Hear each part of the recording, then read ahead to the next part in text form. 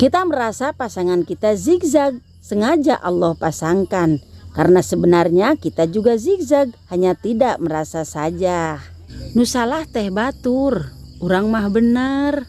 Setiap jelema ngarasakeun saperti kitu. Naon kutan aya dosa gibah atawa ngomongkeun batur anu sakitu gedena. Bahkan diumpamakeun teu beda saperti ngadahar bangke dulur sorangan, eta bahaya gibah. Naon sababku kira-kira na meni kitu-kitu teuing eta dosa gibah teh? Sababku gibah atawa ngomongkeun batur berarti geus ngarasa diri urang nu bener, batur nu salah. Rumah tangga ge seperti kitu. Naon kutan aya perceraian, naon kutan aya percekcokan, naon kutan aya papaseaan. Lianti ngarasa diri bener sorangan. Nu salah teh ngan manehna we, jeung manehna. Diri urang mah ngarasa bener. Tur padahal mah kasalahan eta pisan anu utama. Nyatana ngarasa urang bener. Ari hartina zigzag naon? Zigzag teh teu rata, kadang bener kadang salah. Ngaranna ge manusa, al insan mahalul khotowan nisyan. Ari manusa tempatna salah jeung poho. Ari dina rumah tangga mah meureun mun diumpamakeun teh lain salah jeung bener, tapi masalahna bisa jeung teu bisana. Atawa contoh seperti boga jeung teu boga. Atawa mun leuwih kasarna mah meureun pinter jeung bodoh. Eta contoh nu real, nu nyata, nu gampang nyapertikeunana.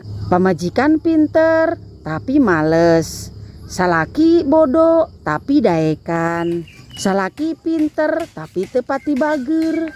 Pamajikan bodoh tapi estu solehna ka bina-bina. Tah eta contoh anu zigzag.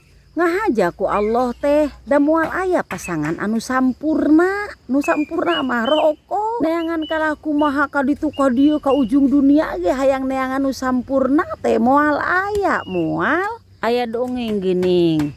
Aya hiji lalaki pintor tapi teu kasep. Cek manehanana pokona kuring kudu boga pamajikan nu geulis, nu panggelis-gelisna bae bodoh ge.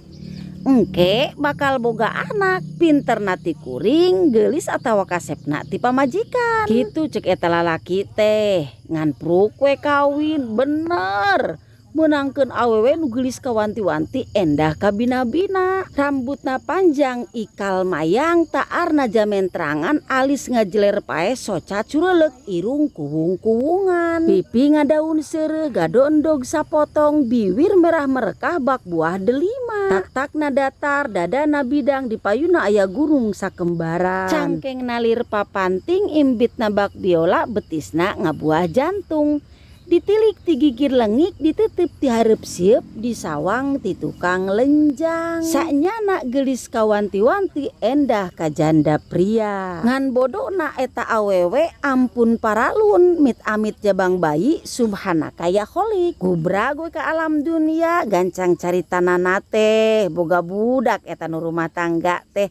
Tur budakna awewe kalayan mit-amit deui bae, ampun paralun jabang bayi, jauhkeun baidna.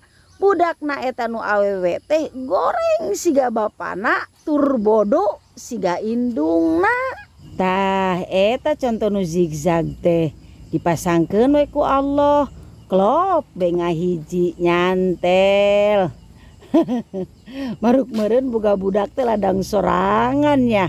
Ladang kahayang sorangan aya-aya wae. Kulantaran keur ngobrolkeun masalah zigzag, urang diteruskeun ieu carita teh. Rumah tangga sejoli anu pinter jeung nu geulis teh teu sauyunan ieu. Pasea isuk sore berang peuting maseakeun budak ladang duaan. Cek indungna kawan tuning bapana goreng patut meuni eueuh kasep seeutik-eutik acan. Didinya eta bodoh katotoloyo meuni eueuh pupurieunana. Cek beja cenah nepi ka kiwari, eta paseana teh nepi ka budakna gede maseakeun budak ladang maranehanana.